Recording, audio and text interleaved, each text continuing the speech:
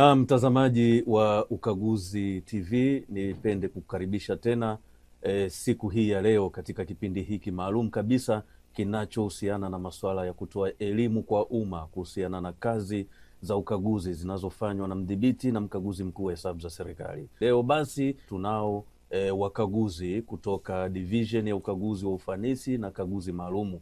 Watakuja kuzungumza masuala ya ukaguzi unaohusiana na masuala ya biashara ya kaboni. Mtazamaji, unafahamu ya kwamba mdhibiti na mkaguzi mkuu wa hesabu za serikali amekuwa akikagua sekta mbalimbali na ziko kaguzi tofauti tofauti ambazo tumekuwa tukikuletea ili uweze kupata elimu. Leo basi tumeona ni vyema Ukaguzi Online TV ikakuletea nafasi hii ya kuweza kufahamu kuhusiana na masuala ya ukaguzi wa biashara ya kaboni. Studio niko naye basi mtaalamu kutoka division ya ukaguzi wa ufanisi. Nimkaribishe aweze kujitambulisha kwa majina yake mawili na pia aweze kueleza angalau kwa kifupi majukumu yake ya kila siku ndani ya division ya ukaguzi wa ufanisi na kaguzi maalum. Karibu sana uweze kujitambulisha. Asante sana. Mtazamaji anayetutazama muda huu aweze kufahamu. Karibu sana. Asante sana ndugu mtangazaji.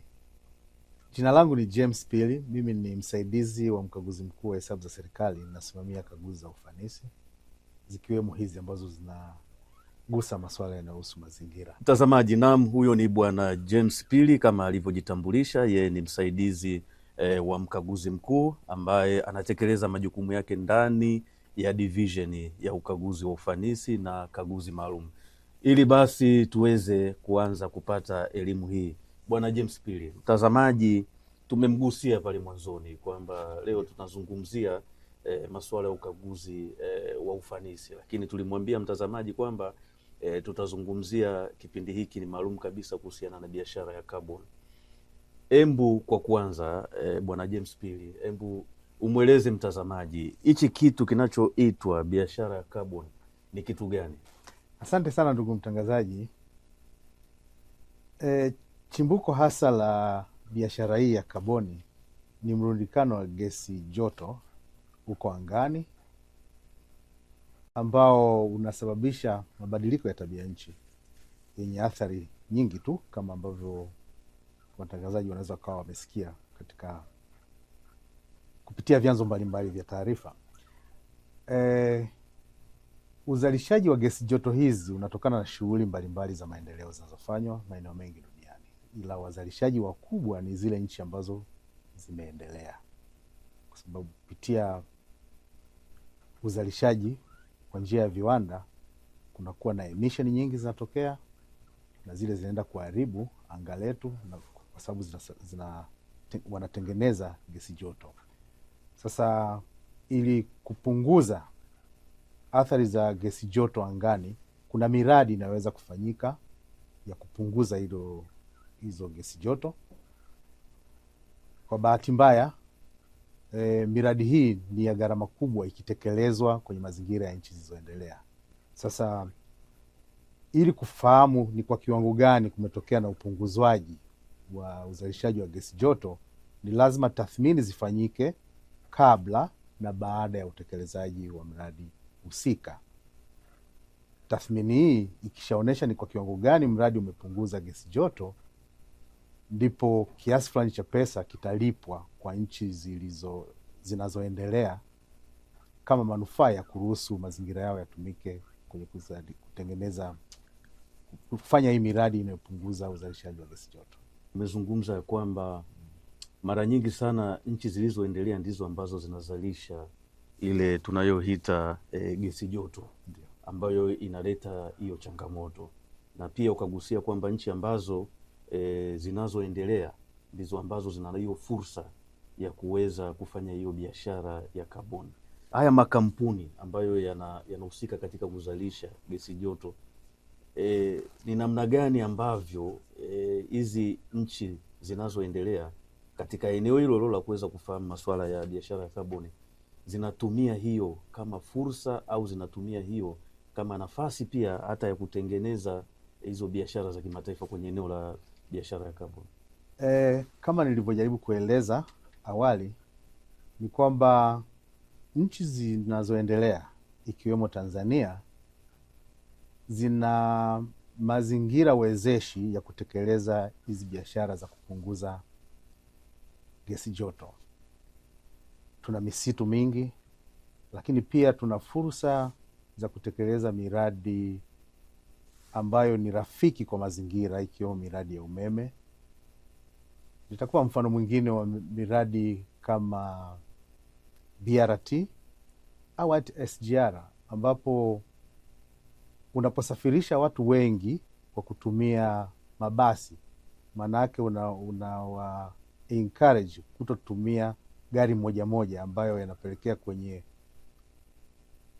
emission nyingi zaidi za gesi ambazo zinaharibu mazingira. Lakini pia unaposafirisha watu kwa kutumia treni ya umeme, tena na umeme wenyewe umezalishwa kupitia nguvu ya maji na sio dizeli, maana yake shughuli za maendeleo ikiwemo za usafirishaji zitakuwa zimefanyika pasipo kuharibu mazingira. Hii ni mifano michache ambayo inatoa fursa kwa nchi zinazoendelea kama ya kwetu kutekeleza miradi mbalimbali ya maendeleo pasipo kuchafua mazingira kama inavyofanyika kwenye zile nchi zilizoendelea. Kwa mfano kwenye eneo hili la masuala ya biashara ya kaboni, kwenye kupima upunguzaji wa gesi joto, ni kipimo cha aina gani ambacho kinatumika ili kuweza kubaini kiwango cha juu, cha kati, cha chini? Kwanza kabisa ziko taasisi za kimataifa ambazo zinatambuliwa kabisa, ambazo ndio zimeruhusiwa kufanya tathmini hizi. Kwa hiyo katika kufanya tathmini kuna vifaa mbalimbali vinavyoweza kupima kiwango cha gesi joto kilichoko angani katika maeneo mbalimbali ya dunia. Lakini pia kwa kutumia vifaa hivyo hivyo, taasisi hizi zinaweza kupima viwango vya gesi joto katika maeneo haya kabla na baada ya mradi kutekelezwa, na tofauti kati ya viwango katika hizi nyakati mbili ndio zinaonyesha ni kwa kiasi gani miradi tunayoiongelea hapa inakuwa imepunguza gesi joto angani. Na labda tu kwa kuongezea, kipimo kinapimwa kwa tani za kaboni ambazo zimezalishwa na kuwepo angani. Asante sana mtazamaji, basi umesikia kipimo ambacho kinatumika kuweza kudhibitisha upunguaji wa gesi joto.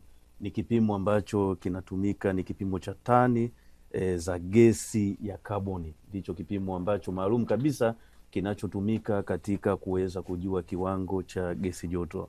Ndugu Pili, tukija katika eneo la umuhimu wa biashara ya kaboni sasa katika taifa letu la Tanzania, tunaweza tukasema, au kama mtaalamu mkaguzi ambaye umekagua biashara ya kaboni, umekagua masuala ya mazingira, lakini pia division unayotoka, division ambayo pia inahusika kwa kiasi kikubwa sana na ukaguzi wa masuala ya mazingira, unaweza ukazungumziaje kwamba kwa nini ni muhimu masuala ya biashara ya kaboni, Tanzania ikaweka jicho la pekee? Hadi kufikia Julai 2024 nchi yetu imeweza kupata jumla ya shilingi bilioni 36 kupitia biashara hii ya kaboni.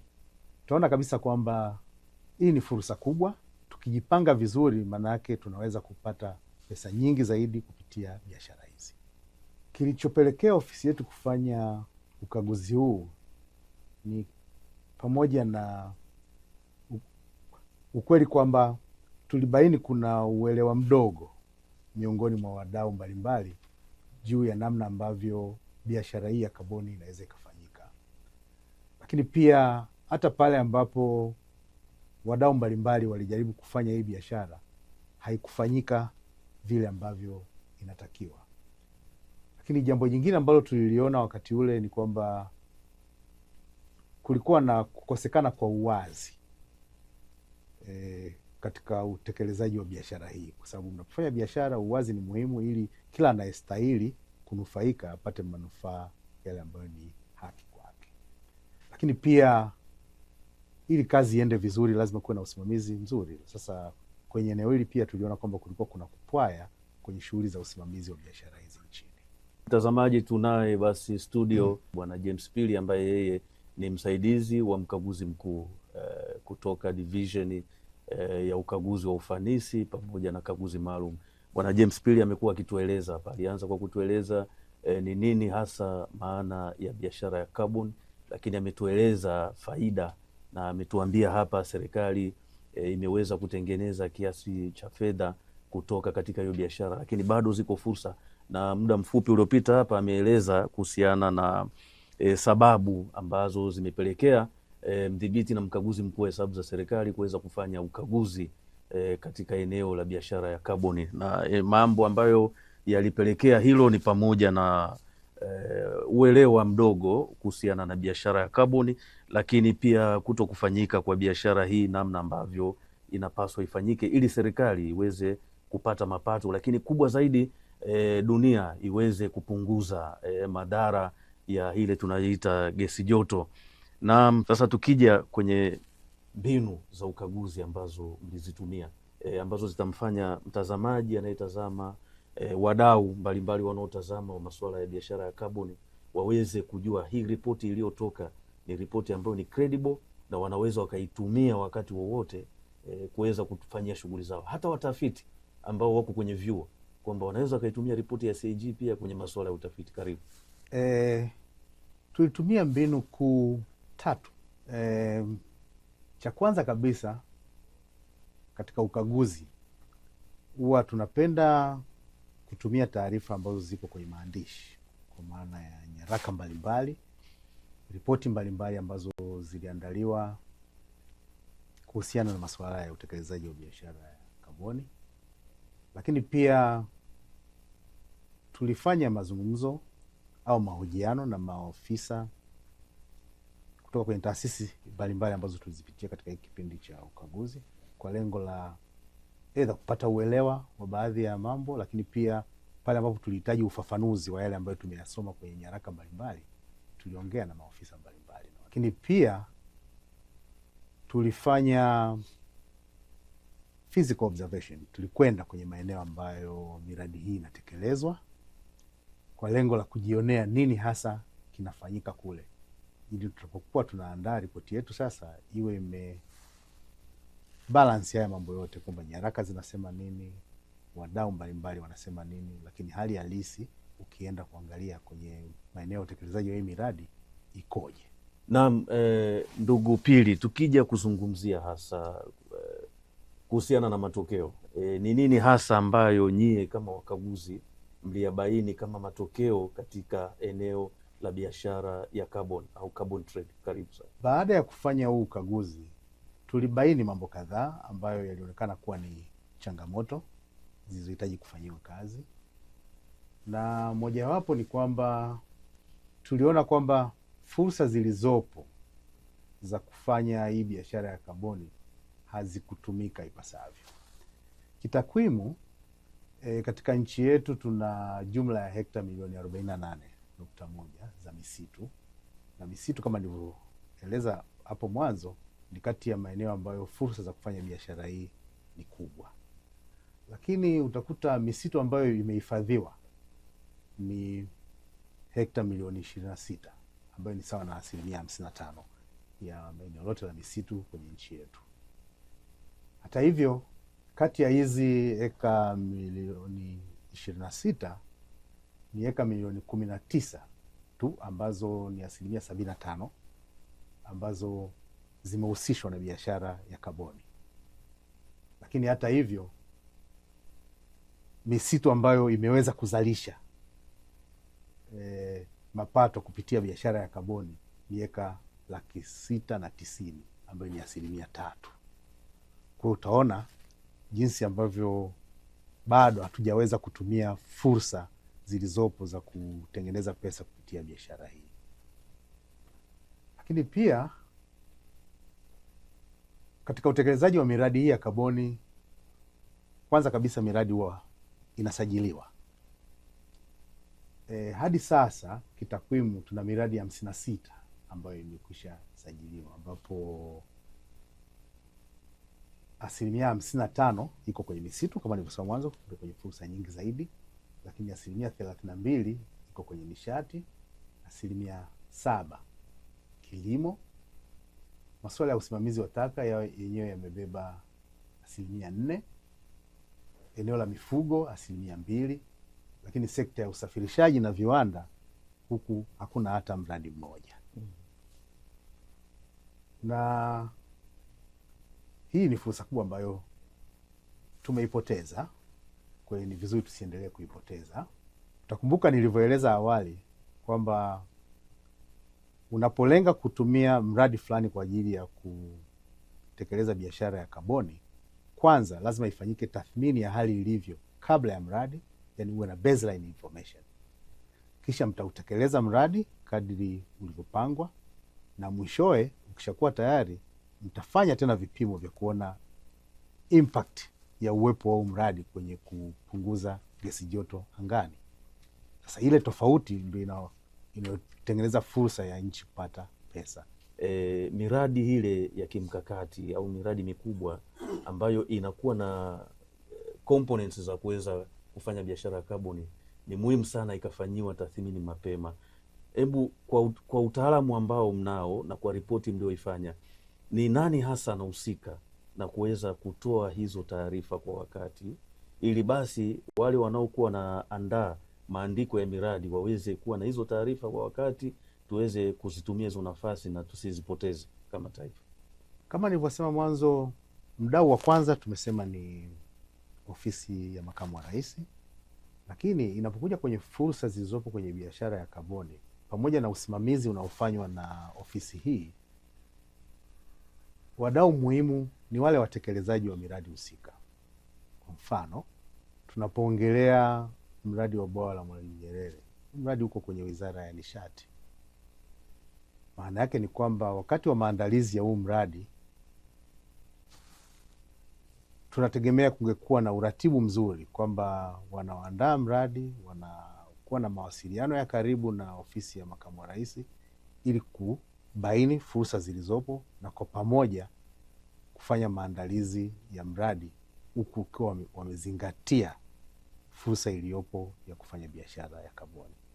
Kwa hiyo ili tuende vizuri, manake mawasiliano mazuri baina ya wadau mbalimbali wanaohusika kwenye utekelezaji wa hii miradi lazima yawepo. Tukija kwenye eneo hili la kaguzi za mazingira, kaguzi za biashara ya kaboni, au kwa ujumla wake tu kaguzi zinazofanyika ndani ya division ya ukaguzi wa ufanisi na kaguzi maalum, je, kuna tuzo zozote ambazo ripoti za CAG zimeweza kupata ndani kitaifa na kimataifa? Karibu. Asante sana ndugu mtangazaji. Hizi ripoti zinaandikwa baada ya kazi nzuri ya ukaguzi kufanyika, ambayo inakuwa imetekelezwa kwa kufuata miongozo mbalimbali na pia kwa kufuata viwango vya kimataifa. Katika masuala haya ya ukaguzi, ziko taasisi za kiulimwengu ambazo zinatoa miongozo kwa ajili ya mataifa yote kufuata wakati tunatekeleza hizi shughuli za ukaguzi. Na Tanzania ni mwanachama kwenye hizi taasisi, kwa hiyo tunawajibika kufuata vile viwango vya ukaguzi tunapofanya kazi zetu. Kwa upande wa ripoti hii, nchi yetu imeweza kupata tuzo 2 za kimataifa. Moja ilitolewa na Intosai Working Group on Environmental Audit. Hii ni jumuiya ya taasisi za ukaguzi duniani, kikosi kazi kinachohusu ukaguzi wa mazingira. Tulipata tuzo kama ripoti kuhusu emerging issues, mambo ambayo yamejitokeza hivi karibuni ambayo ni muhimu kwenye masuala ya mazingira. Lakini pia tulipata tuzo nyingine kutoka AfroSAI. Hii ni taasisi ya ofisi kuu za ukaguzi katika Afrika kwa nchi zinazozungumza lugha ya Kiingereza. Nako pia tulipata tuzo ikitambua ubora wa kazi iliyofanyika katika maandalizi ya ripoti hii. Asante. Tungependa kufahamu, je, baada ya ukaguzi huu uliopita, na mipango labda ya kufanya follow up audit baadaye baada ya kipindi fulani, ili kuweza kuona pia mapungufu, changamoto, mapendekezo yamefanyiwa kazi? Karibu sana. Asante sana ndugu mtangazaji.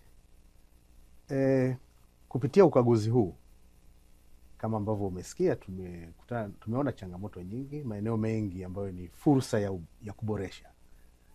Kwa lugha ya Kiingereza tunasema room for improvement.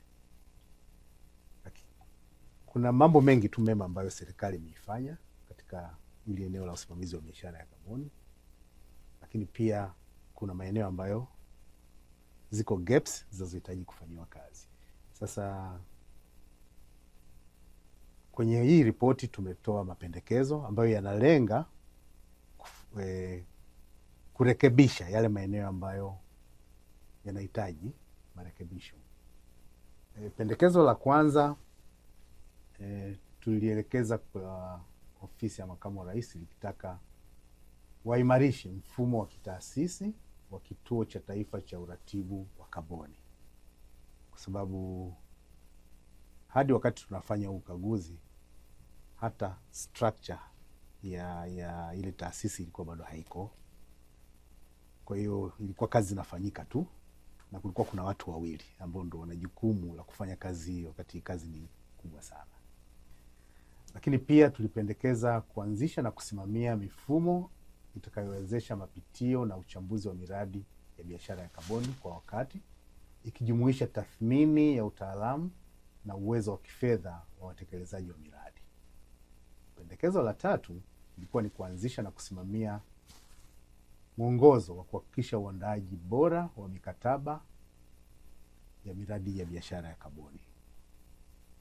Tukisema mikataba iliyo bora, maana yake mikataba ambayo inazingatia maslahi ya nchi. Pendekezo la nne ilikuwa ni kuanzisha na kutekeleza mifumo ya kuimarisha uratibu, ufuatiliaji wa mara kwa mara pamoja na tathmini ya miradi ya biashara ya kaboni. Ili tuende sawa, ni lazima tufuatilie kile kinachoendelea. Na pendekezo la tano ilikuwa ni kuandaa na kuendesha mfumo wa kitaifa wa ukokotoaji wa kiasi cha kaboni kilichozalishwa ili kuhakikisha uwazi katika biashara ya kaboni. Kama utakumbuka, nilielezea wakati ule kwamba tumeanza miradi tukiwa hatuna baseline information kuhusu hali ilivyo. Kwa hiyo hata kama tunajua kwamba hii miradi itapunguza gesi joto, lakini hatuna namna ya kusema imepunguza kwa kiasi gani, kwa sababu hatuna baseline information. Ndugu mtangazaji, umeuliza pia kuhusu ufuatiliaji, yani follow up. Ufuatiliaji wa namna ambavyo ofisi ya makamu wa rais imefanyia kazi mapendekezo ambayo CAG aliyatoa. Utaratibu wetu ni kwamba baada ya kutoa hii ripoti tunaendelea kutrack shughuli mbalimbali zinazofanywa na mkaguliwa ili kuona kama yale mapendekezo yanatekelezwa. Lakini kwa kawaida baada ya miaka mitatu ndio tunakwenda kufanya ukaguzi wa ufuatiliaji, kwa sababu tunatarajia kwamba baada ya miaka mitatu mapendekezo mengi yatakuwa yametekelezwa.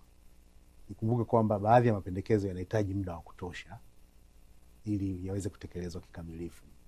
Lakini kupitia kufuatilia huku kwamba nini kinaendelea VPO, huwa tunaangalia kwenye tovuti zao na taarifa mbalimbali za habari kuhusiana na masuala haya.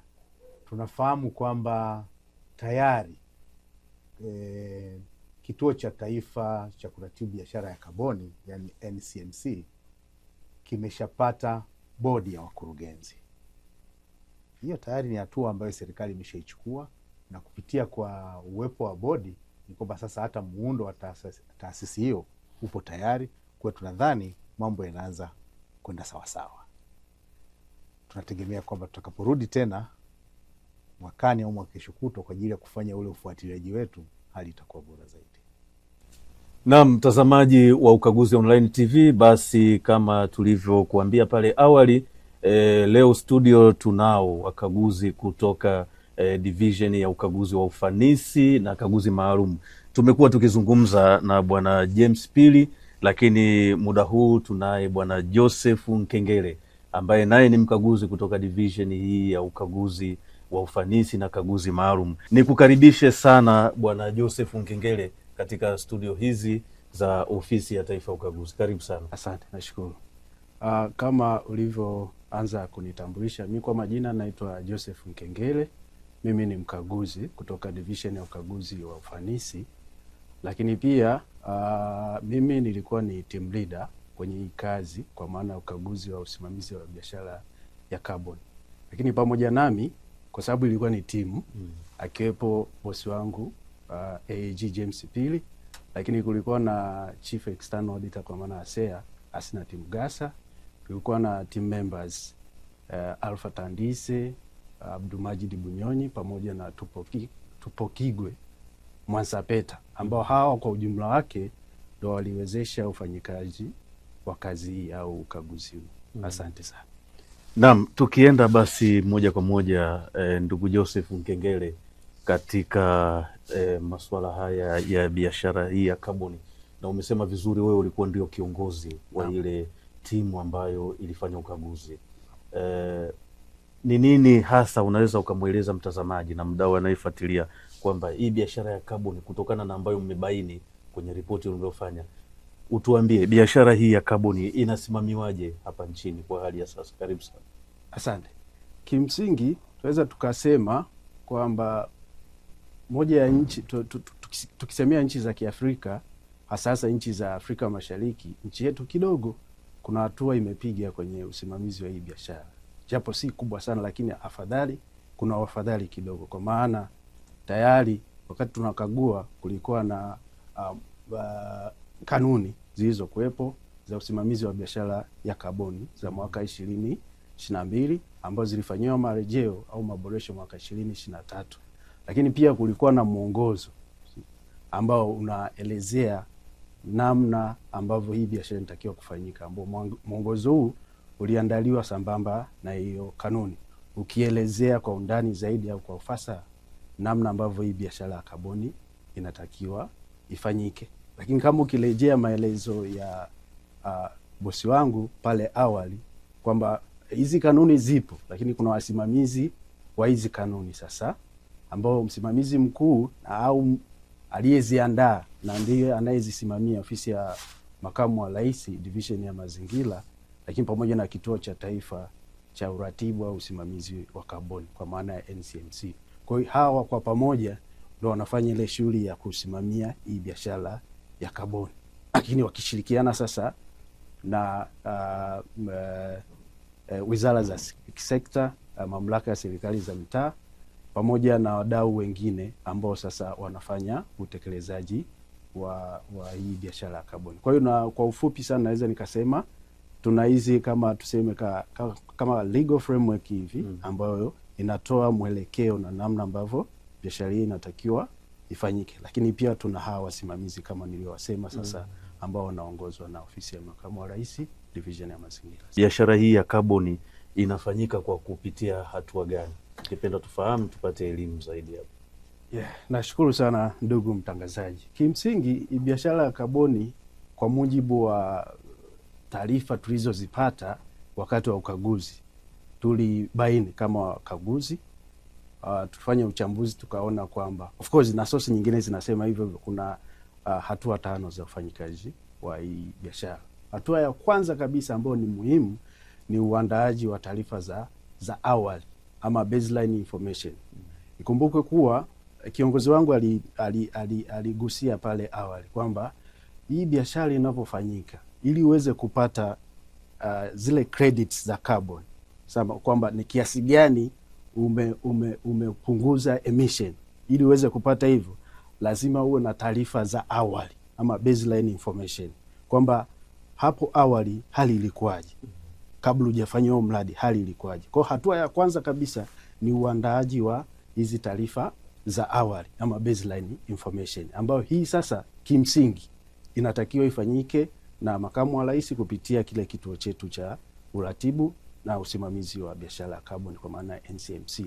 Wale ndo wanatakiwa watuambie. Baada ya hapo sasa inabidi ufanye ushirikishaji ama kumtafuta mwekezaji. Tuseme kwamba baada ya kuandaa hivyo ni kama unawaambia wadau kwamba jamani, mimi katika sekta ya misitu na hiki na hiki na hiki in terms of uzalishaji ama uzuiaji wa uzalishaji wa greenhouse gases. Unamshirikisha huyo mwekezaji, unajiuza kwamba katika sekta hiyo niko hivi na hivi. Baadaye ukishampata huyu mzalishaji, basi inabidi uanze hatua za awali za uandaaji na upangaji, kwamba unamfanyia assessment huyu anayekuja kuwekeza. Je, ana huo uwezo? Ana teknolojia inayotosha kuweza kuwekeza katika eneo husika? Baada ya kujiridhisha, na of course hii kazi inafanyika na makamu wa rais kupitia hiyo kituo, lakini kuna kamati maalum ya kitaifa inayofanya assessment, kumwangalia huyu bwana anayekuja kuwekeza. Tushampata huku, ametangaza nia, tunamfanyia assessment ambao tunaangalia financial na technical capacity yake, kwamba anaweza kweli akafanya implementation ya huu mradi, ana huo uwezo. Kwa kuna kamati maalum ambayo inasimamia ofisi ya makamu wa rais kupitia kile kituo chetu cha uratibu na usimamizi wa kaboni. Baada ya hapo sasa tunakuja hatua ya 4 ambayo sasa tumeshajiridhisha kwamba huyu yuko vizuri financially na technically. Tunakuja kumwengage sasa, ambayo inakuwa ni makubaliano. Hatusemi mkataba kwa sababu ni makubaliano. Unaona, ambapo makubaliano sasa yanatokea kati ya mmiliki wa eneo husika. Inaweza ikawa taasisi binafsi, inaweza ikawa taasisi ya kiserikali kwa maana wizara, halmashauri au serikali ya kijiji inamiliki msitu, inamiliki eneo fulani. Ama tungesemea mfano wa mradi ya kimkakati, kwa mfano tuseme SGR au bwawa la Nyerere ambalo linamilikiwa na wizara ya nishati, basi wizara ya nishati inaingia makubaliano na huyu bwana kwamba unawekeza sasa kwenye hili eneo la kwenye hii sekta. Kwa wanaingia makubaliano. Baada ya kuingia makubaliano, basi inakuja hatua ya mwisho ambao ni utekelezaji wa mradi. Sasa huu utekelezaji wa mradi unafanyika sasa kwa hali ilivyo. Mwekezaji ndo anafanya mambo yote kwa hali ilivyo kwa sasa hivi, na mpaka tunafanya ukaguzi, miradi mingi ilikuwa kwenye sekta ya misitu. Kwa hiyo yule mwekezaji anafanya kazi ya kulinda ule msitu ambao sasa kadiri ya muda unavyoenda, mara nyingi hii miradi inachukua muda mrefu sana, kwa sababu mti mpaka ukakue umachue kuweza kwa sababu wana viwango vyao vya upimaji. Mara nyingi miradi inaenda si chini ya miaka 30 huko. Kwa hiyo wanakuwa wanaenda, na mpaka tunavyoongea ni miradi michache sana ambayo imeanza kuzalisha kaboni. Kwa hatua hii ni ya usimamizi sasa, na utekelezaji na usimamizi wa biashara, ambao utekelezaji unafanywa na huyu mwekezaji, lakini usimamizi unafanywa sasa na taasisi za serikali chini ya ofisi ya makamu wa rais, division ya mazingira. Hebu tueleze vizuri kuhusiana hizi credits hizi ni nini, tuweze kupata elimu hiyo. Naweza nikasema kwa lugha ya kawaida kabisa kwamba pale awali tulisema kwamba umepima awali. Kwa mfano tuchukulie msitu.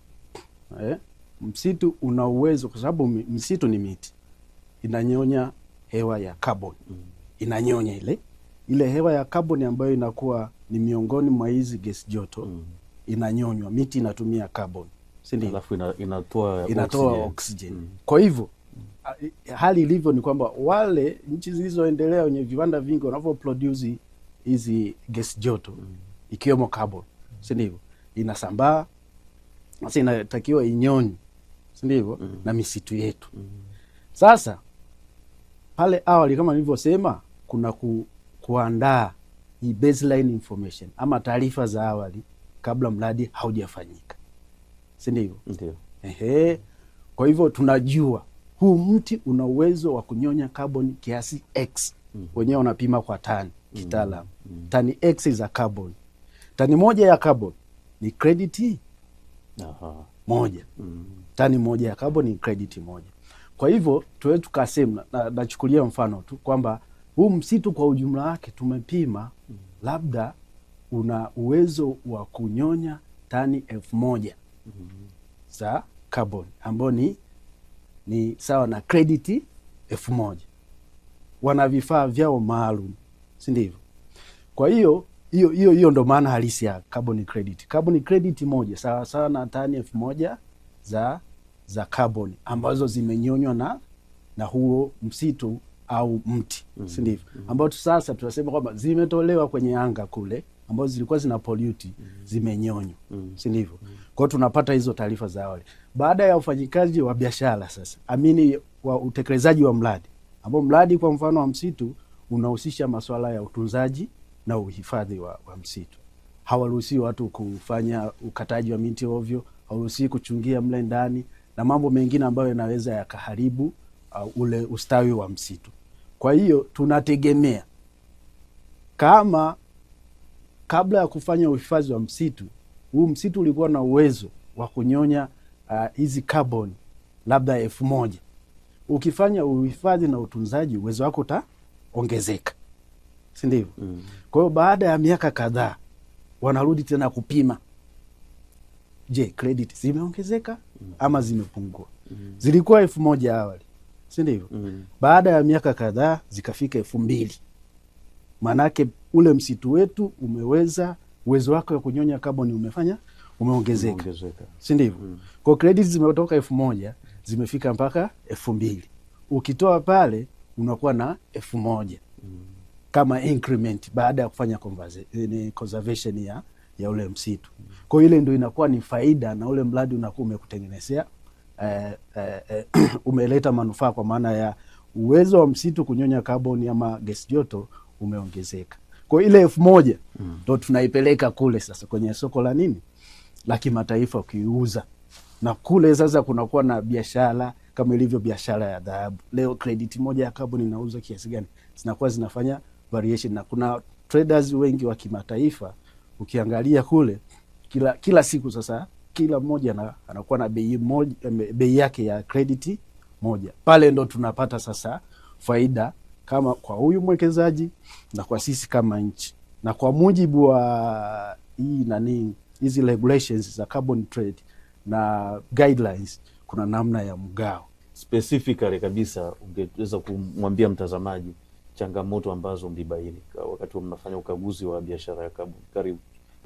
Wakati tunafanya ukaguzi tulikuwa na lengo kuu ambao tu ni kuangalia usimamizi wa hii biashara kwa ujumla nchini namna unavyofanyika, na nashukuru kiongozi wangu amelielezea vizuri. Lakini tulikuwa na malengo mahususi au malengo maalum au malengo madogo madogo ambayo sasa yaliangazia mchakato wote wa biashara, kama nilivyosema kwamba uandaaji wa taarifa za awali, si ndivyo? And then ile hatua inayofuata baada ya kupata taarifa ya awali, kuandaa ile mipango. Hatua nyingine ni kumwingeji huyu mwekezaji, lakini pia na usimamizi. Kwa hiyo na changamoto zetu ama findings zetu tulizipini kulingana na hayo ama process nzima ya usimamizi wa biashara ya carbon. Kwa hivyo sasa tukianza na hii swala la uandaji wa taarifa za awali ama baseline information, ambao kimsingi sisi kama serikali inatakiwa ni jukumu letu, si ndivyo, kuandaa hizo taarifa za awali kupitia hicho kituo chetu. Bado tuliona kuna changamoto kubwa, kwa sababu kwanza uwezo wa kituo bado ni mdogo kwa maana wataalamu pamoja na vifaa. Wakati tunafanya ukaguzi, kiongozi wangu aliliongelea kwamba kile kituo kilikuwa na wataalamu 2 tu. Kwa hivyo ilikuwa ni ngumu sana, na vifaa, kwa sababu hili ni swala la kitaalamu. Kuandaa taarifa za awali kabla ya uwekezaji, ujue kuna kaboni ama huo msitu ama hii project ina absorb au inapunguza kaboni kiasi gani ama gesi joto kiasi gani. Kwa hiyo tuliona kulikuwa na mapungufu kidogo hapo. Lakini swala la pili, kwenye uanzishaji wa miradi kwa maana initiation na planning, kulikuwa na penyewe na changamoto ambapo tuliona kwamba ofisi ya makamu wa rais haikujikita zaidi, kwa maana hii hatua ni maalum kwa ajili ya kujua uwezo wa huyu mwekezaji. Kwa hivyo kulikuwa na changamoto kidogo kutoka kwenye ofisi ya makamu wa rais kupitia kituo chetu, hawakuweza kubainisha ule uwezo wa hawa wawekezaji. Hii ilipelekea baadhi ya miradi sasa kuwa kulegalega kulingana na pengine uwezo wa kiteknolojia ama wa kifedha wa huyu mwekezaji. Lakini sambamba na hilo makubaliano ya kimkataba sasa, tulisema kwamba kulikuwa na makubaliano kati ya mwekezaji na mmiliki wa ardhi hayakusimamiwa vizuri na ofisi ya makamu wa rais. Lakini tukienda mbali zaidi, tunajua hii biashara ya carbon ni knowledge mpya kwetu, inahitaji usimamizi wa kitaifa. Lakini cha kitu ambacho tulikiona sasa, mikataba au makubaliano haya hayakupita kwenye mikono ya kisheria ya kitaifa, kwa maana ya ofisi ya mwanasheria mkuu wa taifa hakupitisha na wala hakujua chochote kuhusiana na hili swala. Kwa hivyo sisi tuliona ni swala la kitaifa na swala nyeti na ni swala ambalo mikataba hii kama nilivyosema awali inaenda miaka mpaka 40, si ndivyo? Kwa kama kuna namna terms and conditions hazijakaa vizuri na wakajicommit kwa level ya chini, wanajicommit kwenye level ya halmashauri tu, wanatumia wanasheria kule chini. Sasa usipolileta katika hatua ya kitaifa kuona manufaa ya kitaifa kwa ujumla, kunakuwa na sababu pia ni la muda mrefu, na halipiti kwenye mikono ya kama nilivyosema kwamba ya wasimamizi wa mikataba wa kitaifa, kwa maana ya ofisi ya mwanasheria mkuu wa taifa. Kwa hivyo kwenye masuala ya tuseme kwamba uanzishaji sasa, kwa sababu unavyosema uanzishaji maana yake ni ushampata huyu hapa, unamshirikisha na mnamuingia naye makubaliano au mkataba wa kufanya hii biashara. Kwa unakuta sasa hawa wasimamizi wakuu hawakushirikishwa kwa ipasavyo, kwa maana ofisi ya makamu wa rais kama mratibu au msimamizi wa masuala ya mazingira, lakini ofisi ya mwanasheria mkuu kama msimamizi wa mambo ya kisheria ama mikataba nchini. Lakini tukiangazia swala la usimamizi sasa, ndio tukienda kwenye swala la usimamizi na hapo palikuwa na shida kama nilivyogusia pale awali kwamba ofisi ya makamu wa rais pengine kulingana na ukosefu wa wataalamu wa kutosha, wapo lakini hawajitoshelezi, ukosefu wa vifaa vya kujitosheleza kwenye eneo hili, haikufanya tathmini vizuri na ufuatiliaji wa utekelezaji wa hii biashara, si ndio? Tathmini na ufuatiliaji kwa maana ya kwamba kuangalia kilichozalishwa, kujua tu kwamba kilichozalishwa ni kiasi gani, si ndio? Lakini kabla ya kujua, kuna kujua, kwa sababu kama nilivyokuambia hii taarifa za awali au baseline information hatufanyi, tunatakiwa tufanye sisi lakini hatufanyi. Sasa kinachotokea, huyu mwekezaji akija anaanza hatua ya awali ni kuandaa hii baseline information yeye mwenyewe, si ndio? Sasa hapo kuna mazingira mengi, si ndio? Hatuwezi tukajua kwamba alichokisema ni sahihi ama si sahihi, kwa sababu ni masuala ya kitaalamu. Sasa ule ufuatiliaji kuanzia hapo haupo mpaka tunapokuja kuzalisha. Sasa ufuatiliaji ulikuwa haujitoshelezi, ambao sababu kuu ni mbili tu: vifaa, utaalamu, ni tatu: vifaa, utaalamu na wataalamu. Idadi yao ilikuwa haijitoshelezi. Lakini kingine nimeongelea kuhusiana na swala la uwazi. Ndio. Uwazi katika nyanja mbili, uwazi wa kila ambacho tunakizalisha, lakini uwazi wa bei ya kile tulichokizalisha kwenye soko la dunia. Kama nilivyosema awali, tunakuja kuletewa bei tu kwamba tumeuza, tumeletewa tu kama mapato kwamba tumepata hiki, lakini tulizalisha kiasi gani, tuliuzaje? Usimamizi pale kulikuwa na changamoto kidogo. Ndugu mtangazaji, nadhani kwa ufupi sana naweza nikasema haya maswala sasa ndio yamesababisha kile cha awali kilichosemwa na kiongozi wangu kwamba hatutumii vizuri fursa zilizopo ama fursa za ufanyikaji wa biashara ya carbon, pengine kulingana na hizi changamoto sasa kwamba taarifa za awali haziko sawa, usimamizi wake wa namna ufanyikaji, usimamizi wa mikataba na mambo mengine ndio yanapelekea sasa pengine tunalegalega kuzichukulia maanani fursa za ufanyikaji wa biashara ya kaboni nchini. Asante sana. Huyo ni Bwana Nkengele akitueleza basi kuhusiana na mambo ambayo waliyabaini, lakini pia amezungumzia na mapendekezo yanayopaswa kufanyiwa kazi na ofisi ya makamu wa rais inayohusika na masuala ya mazingira katika eneo la ukaguzi wa biashara ya kaboni. Amelizungumza vizuri sana kitaalam kabisa, wakiwa kama wakaguzi ambao walikagua kwa kufata miongozo yote ya ukaguzi ile ya ndani na ya kimataifa, lakini kwa kuzingatia sheria, taratibu na kanuni, ili basi ripoti hiyo ya mdhibiti na mkaguzi mkuu wa hesabu za serikali iweze kuwa ni ripoti ambayo inaweza ikatumiwa bila shaka yoyote na mamlaka zote katika utekelezaji na maboresho ya taratibu za kazi. Lakini mtazamaji, ni kuambie tu pia kwamba timu hii iliyokagua ukaguzi wa biashara ya kaboni ikiwa chini ya msaidizi wa mkaguzi mkuu Bwana James Pili pamoja na Bwana Nkengele mwenyewe na timu ile aliyoitaja, walikuwa pia ni miongoni mwa washindi wa tuzo ya ukaguzi bora, ile tuzo ya CAG ya timu bora ya ukaguzi. Kwa hiyo kaguzi hizi zinavyofanyika, ndugu mtazamaji, ni kaguzi ambazo zinafanyika bila kuwa na shaka yoyote, zinafanyika kitaalamu, na ni kaguzi ambazo zinaweza zikatumika na mamlaka zote, hata kwa watafiti walioko katika vyuo mbalimbali wanaweza wakatumia ripoti za mdhibiti na mkaguzi mkuu wa hesabu za serikali katika kazi zao za tafiti na masuala mengine kama hayo. Bwana Nkengele, kwa kumalizia basi nikupe nafasi kama una jambo lolote ambalo ungependa kulizungumza la ujumla kuhusiana na utekelezaji wa masuala haya ya biashara ya carbon, lakini pia uzungumze mawili matatu pia kwa timu yako ambayo mlifanya kazi kwa pamoja. Hii ndio nafasi ya kuweza kuzungumza. Karibu sana. Asante, nashukuru sana ndugu mtangazaji. Mimi labda cha kusema tu ni kushukuru kwamba kumshukuru mdhibiti na mkaguzi mkuu wa hesabu za serikali kwa kuruhusu hili lifanyike. Na ndugu mtangazaji, ni kuhakikishie tu kwamba huu ni ukaguzi wa kwanza Afrika kwenye biashara ya carbon.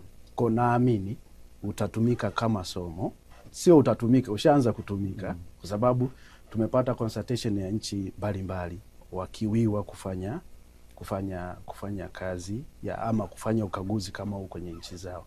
Kwa hiyo tunamshukuru sana kama timu mdhibiti na ukaguzi mkuu wa hesabu za serikali kwa maana ya CAG kuruhusu hili lifanyike, kwa sababu ni kwa mara ya kwanza limefanyika nchini Afrika. Of course kuna nchi za nje nchi za Ulaya huko na mataifa mengine makubwa yalifanya kwa kiwango chao, lakini sisi tulifanya kwa kiwango bora zaidi ukilinganisha na wao, ndio maana tukapata tuzo kwenye hiyo category ya emerging issue kwenye environmental aspect.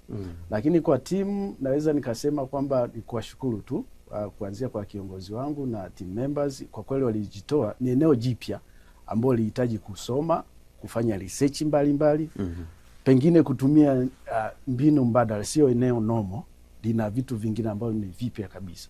Kama mtu anakuambia carbon credit ni kitu ambacho ni kipya kabisa.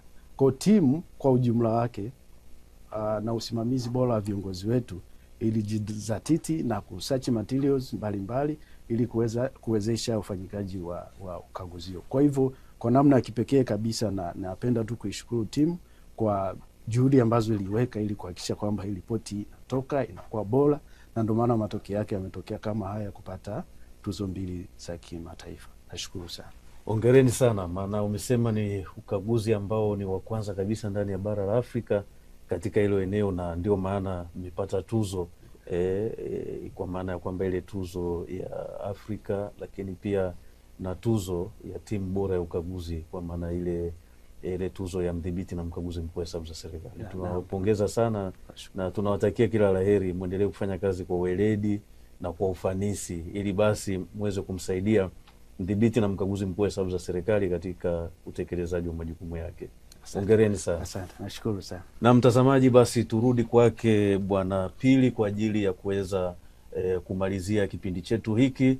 Kama unavyofahamu mtazamaji, basi katika masuala ya utawala bora, mdhibiti na mkaguzi mkuu wa hesabu za serikali amekuwa akifikisha ripoti yake ya ukaguzi kwa Mheshimiwa Rais kama katiba inavyotaka, lakini pia serikali imekuwa mara zote ikizipeleka ripoti za ukaguzi bungeni na kamati zile za bunge zimekuwa zikizijadili. Kwa hiyo tunaamini masuala ya utawala bora yako vizuri na yanazingatiwa, na ili basi mapendekezo na maoni ya CAG yaweze kufanyiwa kazi. Naam, tunaelekea kufunga kipindi chetu siku hii ya leo au kwa wakati huu. Nimkaribishe basi Bwana Pili, kama una lolote kuhusiana kwanza ili linaweza likawa la ujumla tu masuala ya ukaguzi wa mazingira kwa ujumla, kama una jambo lolote ambalo ungependa kulisema kwa mtazamaji ambaye kwanza ni mwananchi wa kawaida ambaye anapenda kufahamu kazi za ukaguzi ni nini, lakini wapo wadau ambao sasa wanahusika moja kwa moja na masuala ya mazingira. Kama una lolote ambalo ungependa kuzungumza nao wewe kama mkaguzi mtaalamu ambaye unakagua mazingira, lakini umekagua masuala ya biashara ya kaboni, karibu uweze kulizungumza. Asante sana ndugu mtangazaji. Ni kweli kwamba nimeshiriki au ofisi yetu kwa ujumla imeshiriki sana tu katika kufanya ukaguzi unaolenga masuala ya mazingira. Hili eneo la biashara ya kaboni ni moja tu kati ya maeneo mengi ambayo tumewahi kuyafanyia kazi, na niseme tu kwa kuwa mdau mkuu wa masuala haya ya mazingira ni ofisi ya makamu wa rais, mara zote tumekuwa tukifanya kaguzi hizi, hii ofisi imekuwa ikihusika na tumekuwa tukipata ushirikiano wa kutosha. Tunafahamu kwamba kuna kazi kubwa ambazo wanazitekeleza pale, lakini kama nilivyosema mwanzo, pia siku zote kuna fursa ya kufanya improvement kwenye shughuli ambazo wanazifanya. Kwa hiyo sisi kama ofisi tunatarajia kwamba tutaendelea kufanya kaguzi nyingi tu kwenye maeneo mbalimbali ambayo yanagusa mazingira. Inaweza ikawa masuala ya biashara ya kaboni kama ambavyo tunaongea leo, lakini kuna masuala ya maji, masuala ya misitu, masuala ya kilimo, na hata ndugu mtazamaji akipata fursa anaweza akatembelea tovuti yetu, atazikuta ripoti nyingi tu ambazo zimegusa maeneo mbalimbali yanayohusu mazingira. Ofisi ya CAG imejipanga vizuri, ina wataalamu wa kutosha wakiwemo wataalamu wa masuala ya mazingira, lakini pia pengine ni vizuri ndugu mtazamaji akafahamu kwamba kwa sasa ofisi ya taifa ya ukaguzi imepewa jukumu la kusaidia mataifa mengine ya Afrika kwenye masuala ya ukaguzi wa mazingira, kwa sababu kwa sasa mdhibiti na mkaguzi mkuu wa hesabu za serikali ndugu Charles Kichere ni mwenyekiti wa kikosi kazi cha mataifa ya Afrika kinachoshughulika na masuala ya ukaguzi wa mazingira, yani AfroSci Working Group on Environmental Audit. Sasa kwa kuwa tuna jukumu hili kubwa, pia linatupa kama motisha ya kuhakikisha kwamba tunafanya kazi zetu vizuri zaidi ndani, lakini pia tunayoyafanya tunategemea pia yatakuwa na manufaa mapana zaidi, kwa sababu yanakava bara zima la Afrika. Na unapokuwa kama kiongozi upande wa Afrika ni kwamba una jukumu pia la kuiwakilisha Afrika kwenye platform za kidunia zinazoshughulikia masuala ya ukaguzi wa mazingira. Asante sana. Kwa mtazamaji ambaye amesikia kuhusiana na AfroSci WIGEA au lile jukwaa la ukaguzi wa mazingira la bara la Afrika, angependa kufahamu ni nchi ngapi ambazo mdhibiti na mkaguzi mkuu wa hesabu za serikali yeye ndio mwenyekiti wake? Kwa sasa nchi wanachama ni nchi 34 kutoka bara la Afrika. Zipo kutoka pande zote. Mataifa yanaongea Kiarabu, lakini pia mataifa yanaongea Kifaransa, majirani zetu wanaongea lugha ya Kireno, na mataifa yanaongea Kiingereza. Naam, mtazamaji, basi umemsikia mkaguzi mtaalamu Bwana James Pili ambaye amezungumzia kwa kina kabisa kuhusiana na maswala ya ukaguzi. Tunasema kwanza kwa ujumla wake ukaguzi wa masuala ya mazingira, lakini pia akazungumza kwa ndani zaidi kuhusiana na ile ripoti ya ukaguzi wa biashara ya kaboni. Umemsikia vizuri kabisa, na mwishoni hapo amegusia kuhusiana na tuzo ambazo mdhibiti na mkaguzi mkuu wa hesabu za serikali ripoti zake imeweza kuzipata, lakini amezungumza pia kwamba mdhibiti na mkaguzi mkuu wa hesabu za serikali pia ni mwenyekiti wa jukwaa maalum kabisa linalohusisha taasisi kuu za ukaguzi barani Afrika katika eneo la mazingira. Naam, natumaini basi umeweza kunufaika na kupata elimu ya kutosha kuhusiana na ukaguzi wa biashara ya kaboni, lakini ukaguzi wa biashara ya mazingira. Bwana James Pili, nikushukuru sana na nikuombe pia wakati mwingine tutakapowahitaji kwenye eneo lingine au hata hili la kufuatilia kuhusiana na masuala ya ukaguzi wa mazingira, biashara ya kaboni na sekta nyingine ambazo mnazikagua, tunawakaribisha sana studio tuweze kutoa kwa pamoja elimu kwa umma kuhusiana na mambo haya ya ukaguzi wa mazingira. Karibu sana. Asante sana Bwana Mauki. Asante. Na mtazamaji, hadi hapo tumefikia tamati ya kipindi chetu hiki maalum kabisa kuhusiana na ukaguzi wa masuala haya ya biashara ya kaboni, lakini tupende kuwaahidi watazamaji wote na wadau wote kwamba tutaendelea kuwaletea vipindi mbalimbali kuhusiana na kazi za ukaguzi, na hasa kutoka katika division hii ya ukaguzi wa ufanisi na kaguzi maalum ambayo iko chini ya naibu mkaguzi mkuu Bwana George Haule. Basi usikose kuendelea kufuatilia Ukaguzi Online TV ili basi uendelee kupata elimu. Niwaombe pia mfuatilie mitandao yetu ya kijamii Instagram, Twitter, lakini pia kwa umaalumu wake kabisa kuweza kuzisoma hizi ripoti, tembelea tovuti ya Ofisi ya Taifa ya Ukaguzi www.now.go.tz. Pale utaweza kupakua taarifa za ukaguzi, na taarifa hizi ziko katika lugha mbili, Kiswahili na Kiingereza. Hadi wakati mwingine, ni kushukuru sana mtazamaji uliyetufuatilia au uliyefuatilia kipindi hiki. Nikutakie majukumu mema na utekelezaji mzuri wa majukumu yako ya kila siku. Hadi wakati mwingine, asanteni sana kwa kutusikiliza na kwa kutufuatilia.